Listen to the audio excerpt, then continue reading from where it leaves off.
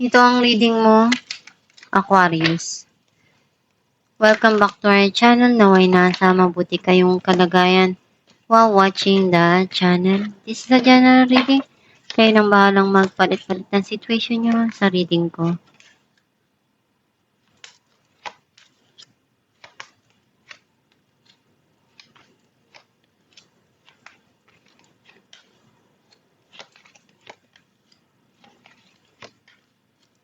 At the bottom of the deck, Three of Swords.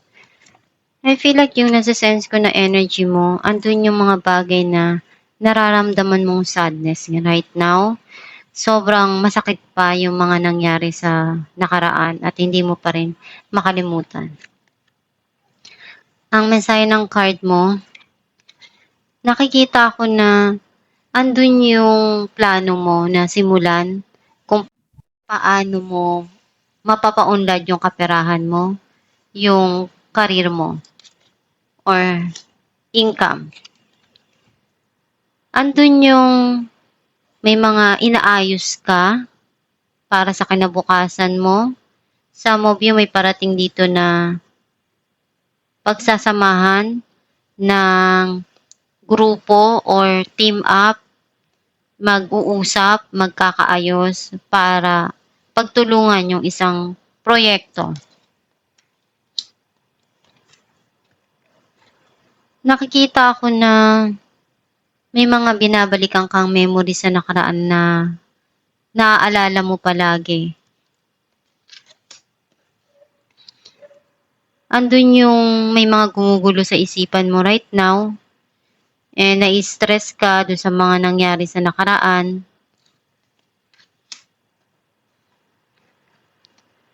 Andun yung pagsisinungaling. At merong nangyari dito na cheating or running away. Itong tao na to, pinag-iisipan niyang mabuti kung anong hakbang yung gagawin niya.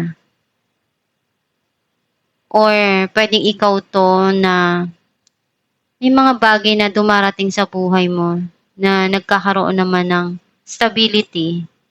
Either yung pasok sa'yo ng trabaho mo nagiging maganda, yung karir mo nagiging maganda. Or some of you pwedeng yung pinagkakakitaan mo. Itong tao na to gusto niya makipag-usap sa'yo, linawin yung mga nangyari.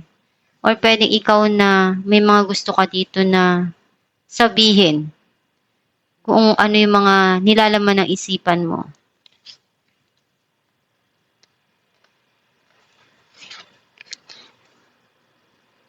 Mas matatag ka na ngayon. Mas matapang ka na, ready ka na to face yung mga nangyari sa nakaraan.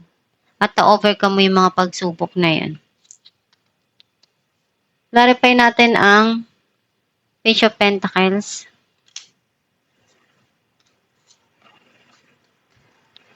Queen of Swords and Two of Pentacles. Alam mo kung ano yung tama para dun sa mga nangyayari at tumarating sa buhay mo. Kailangan mo lang pagdesisyonan ng tama dahil naguguluhan ka pa. Urong-sulong ka. Clarify natin ang The Hermit.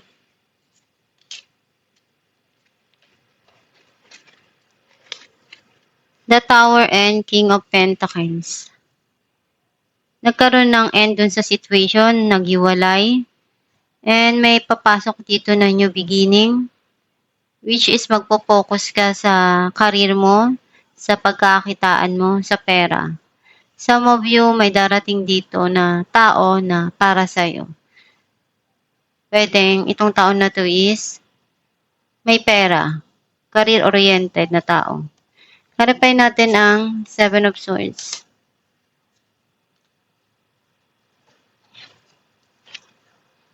The Hierophant and Queen of Swords. Alam mo kung ano yung makakabuti dun sa mga nangyari sa nakaraan.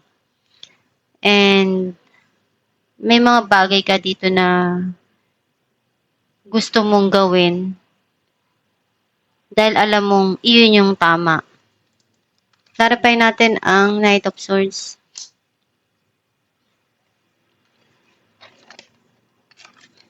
Seven of Pentacles and the World. This person wants to invest again. Gusto niyang maglaan ng panahon, oras. Kasi alam niyang iyon yung dapat niyang ginawa noon pa. And minamanifest niya na magkaroon ng pagbabago. Some of you pwedeng may long distance na relationship dito. Kasi may travel. Clarify natin ang Three of Pentacles. Three of Wands and Six of Cups. May hinihintay ka? Or may gusto kang puntahan? Or itong past person mo hinihintay mong bumalik? Some of you, yung past person mo gustong bumalik at titingnan niya kung kaya niya pang ayusin yung sitwasyon. At naghihintay lang siya ng tamang oras. Clarify natin ang Nine of Swords. Two of Pentacles and Four of Swords. Nagkaroon ng silent treatment dito ng no communication, which is nagpalungkot sa'yo ng sobra yon. You need to balance kung ano yung mga bagay na dumarating sa buhay mo. Magdasal lang palagi para malagpasan mo yung sadness na to. Clarify natin ang King of Pentacles. Four of Cups and the Star. Someone wants to offer you something here. And this person is wishing and hoping kung ano yung mga bagay na gusto niya pa na makuha. Or ikaw yung isa sa mga pangarap niya. At andun din yung nagsisisi din siya dun sa mga nagawa niya. Clarify natin ang Strength.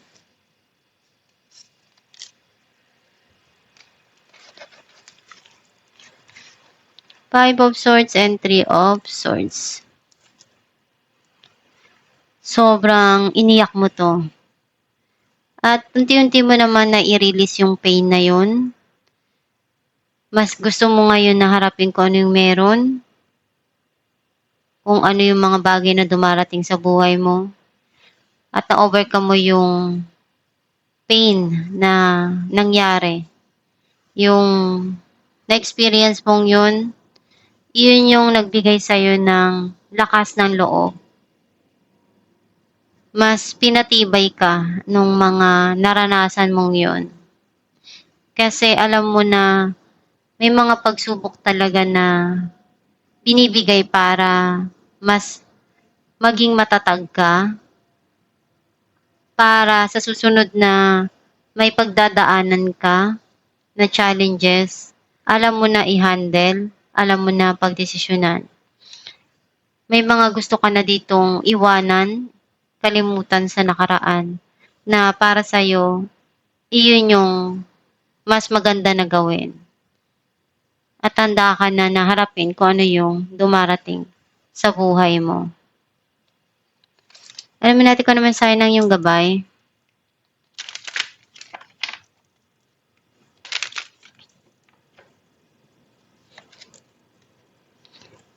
Joy.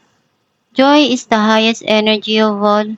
It's the magical sense that everything is possible. Joy springs from appreciating the gifts within each moment. Joy allows you to attract and create your present and future moments at their highest possible levels. Ang mensahe ng yung gabay na yung kasiyahan para sa atin, iyon yung pinakamataas na enerhiya na binibigay natin sa lahat. Kapag masaya ka, iba yung nararamdaman mo at nagiging maganda rin yung pasok ng lahat sa buhay mo. Parang isa siyang mahiwaga at na-attract niya lahat ng mga bagay na maganda. Kaya kung ano yung mga bagay na magpapasaya sa puso mo, yun yung gawin mo. Pagsumikapan mo lang yung mga pangarap mo at nandiyan lang ang Diyos Ama para tulungan ka, gabayan ka sa mga gusto mong tahaking landas. Basta isipin mo lang palagi kung ano yung magpapasaya sa puso mo at gawin mo lang yung makakaya mo sa mga dumarating sa buhay mo. At magtiwala ka sa kakayahan mo at sa Diyos Ama na malalagpasan mo at makukuha mo kung ano yung gusto mong marating sa buhay. Isipin mo lang na kaya mo at magtiwala ka sa kakayahan mo palagi. At huwag makalimot na magdasal dahil iyon yung pinaka makapangyarihan sa lahat. Pag maganda yung relasyon mo sa Diyos Ama, maganda rin yung mga dumarating sa buhay mo. Magpakatatag ka lang sa mga pagsubok na pinagdadaanan mo. At itong yung reading, Aquarius, kung nakaresonate ka, kindly comment down below. Thank you for watching.